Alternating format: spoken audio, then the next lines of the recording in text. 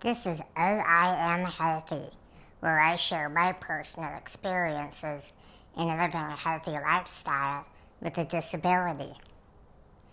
Keeping a clean, healthy scalp is a little tricky for me because of how osteogenesis imperfecta affects me.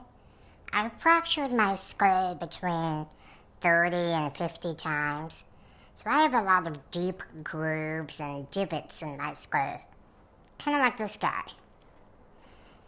So to keep my scalp really clean, I like to use a sugar scrub. It helps get out all that itchy, dead skin and buildup of styling products. Now, if you're going to buy a sugar scrub, you can expect to spend at least $15 to $75 on a tiny jar. Or, like me, you could spend about $10 worth of your EBT benefits and buy a whole jar of coconut oil and bag of sugar so you can refill a tiny jar about a bazillion times. I like to make my exfoliating sugar scrub in small batches. I take 2 teaspoons of coconut oil and 3 teaspoons of sugar.